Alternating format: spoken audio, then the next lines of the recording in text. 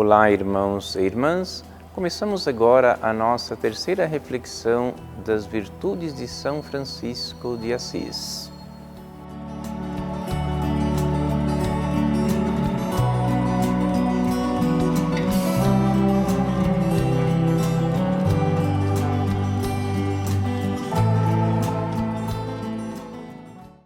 E no episódio 3 da vida de Francisco, nós queremos falar da sua amizade e alegria.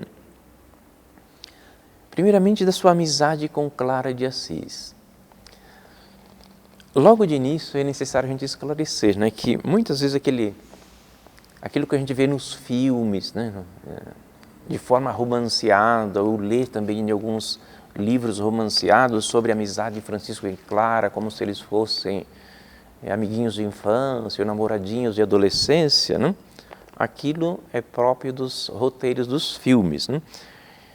É muito difícil que eles tenham sido amiguinhos de infância, ou namoradinhos de adolescência, porque Francisco era mais velho que Clara 13 ou 14 anos. Francisco nasceu em 1181 ou 182. Santa Clara nasceu em 1195.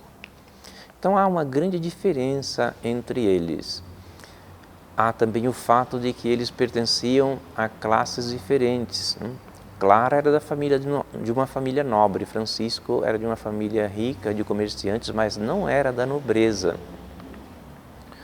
E também a organização social. Naquele tempo, as crianças, os jovens e adolescentes não se encontravam facilmente como se encontram hoje.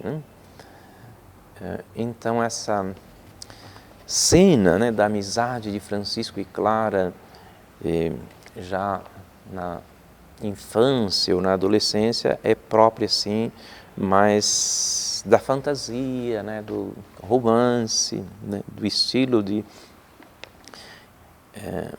literatura própria dos romances. São Francisco e Santa Clara se encontraram na igreja que eles frequentavam. Quando Francisco iniciou a sua conversão, ali pelo ano 1205, 1206, quando ele tirou a roupa lá diante do bispo e teve aquele momento de conversão perfeita, Clara tinha entre 10 e 11 anos. E certamente ela encontrou Francisco na igreja quando Francisco já pregava e falava da necessidade de conversão, da necessidade de viver o Evangelho. Então a amizade ou a proximidade entre eles nasceu disso, desse entusiasmo que Francisco revelava pela vida segundo o Evangelho. Clara foi ouvindo aquilo uma vez, duas vezes, três vezes. Ela via também os seus frades, o estilo de vida que Francisco e os seus companheiros levavam e se encantou também ela por aquilo. E assim, no domingo de Ramos de 1212, ela fugiu de sua casa e foi até onde estava Francisco e os seus frades, na igrejinha da Porciúncula, para também ela se tornar uma religiosa, uma seguidora do Evangelho nas mesmas trilhas de Francisco. E Francisco, apressadamente, a levou para o mosteiro de monjas beneditinas, porque, obviamente, ela não podia ficar com eles, que eram todos homens, e ali era uma vida religiosa para os homens. E ela estava, então, iniciando a vida franciscana no estilo feminino. Então, Clara dá esse passo tão forte na vida dela apenas aos 18 anos. E é interessante, Francisco tinha entre 31 e 32 anos e aceita, assim, orientar o destino dessa jovem que aos 18 anos quer também ela se consagrar a vida franciscana e de uma forma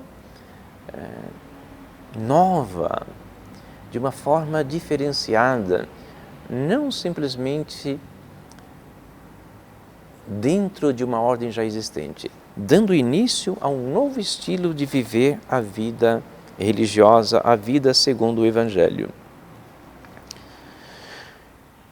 Então, Francisco, ele quis, no seu estilo de vida, viver a pobreza, viver desapegado das coisas e ser ele mesmo, né, um pobre.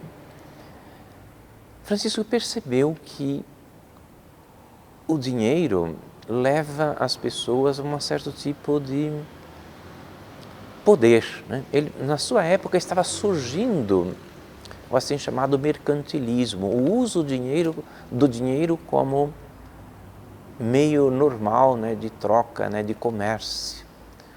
Até pouco antes ali no tempo dele se usava mais outro estilo de troca, né, de relação comercial, né? Se vivia o feudalismo, né, que era mais era outro estilo, outra maneira de fazer comércio ou de negociar. Se vivia uma agricultura, uma maneira assim de subsistência.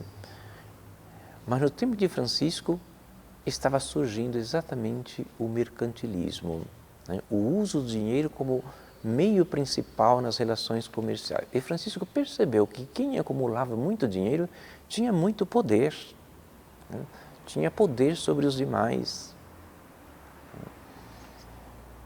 E ele percebeu que isso pode ser um grande problema para as pessoas, né, para as relações sociais. Foi então que ele fez a opção pela pobreza, não ter nada, viver da providência.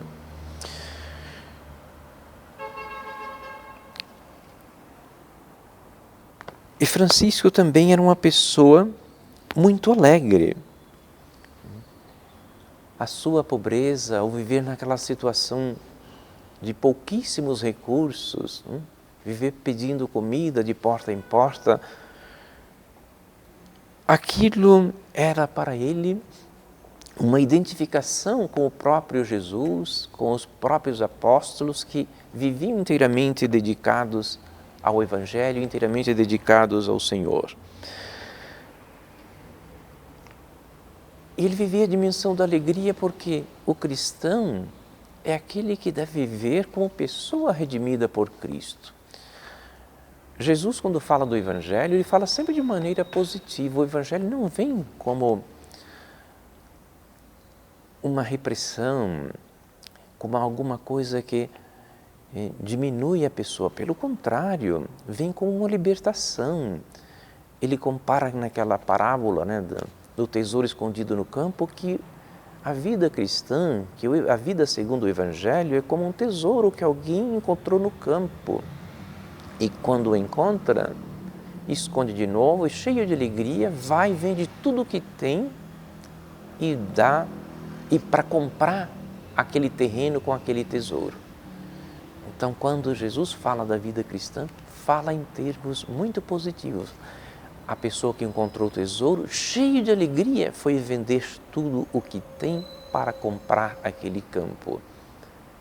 Assim, entendia Francisco a vida cristã. Ele se converteu, deixou um estilo de vida por outro muito melhor, né? Pelo encontro com o Senhor, né? Então, a vida, segundo o Evangelho para Francisco, é um grande tesouro que ele encontrou. Então, ele vive a alegria de quem encontrou esse tesouro escondido. E, de fato, não cabe a tristeza para nós cristãos. Não cabe a gente viver simplesmente todos os dias tristes, abatidos. Pelo contrário, devemos viver como pessoas salvas por Cristo, como pessoas que foram resgatadas, libertas por Cristo. É lógico que na vida tem sofrimento, tem momentos de doenças. Estamos vivendo esse tempo de Covid, né? Quantas pessoas perderam familiares, né, por causa dessa pandemia? E lógico que no momento do luto a gente chora, a gente sente tristeza. Eu me recordo, né? Há 2 anos meu pai faleceu e a gente aceita, ele já era tão idoso, a gente aceita, mas sem perceber, às vezes de repente estava assim, trabalhando, me vinham as lágrimas, meus olhos enchiam de lágrimas. Não tem jeito de a gente se separar das pessoas que a gente ama sem tristeza, sem sentir muita dor. Mas nós vivemos a nossa dor à luz da nossa fé, por isso nós não carregamos as nossas dores para sempre, não? Porque sabemos que Cristo venceu a morte, que Cristo venceu todos os sofrimentos. Ele mesmo passou pelos piores sofrimentos e ressuscitou e nos deu vida nova. E nós vivemos como pessoas redimidas por Cristo. E a nossa vida cristã, sem dúvida alguma, tem de ter sempre esse tempero da alegria. Não alegria eufórica, né, de quem bebeu muita cerveja, não? Mas a alegria verdadeira de quem tem o coração preenchido por uma felicidade que tem raiz, não, no próprio Deus.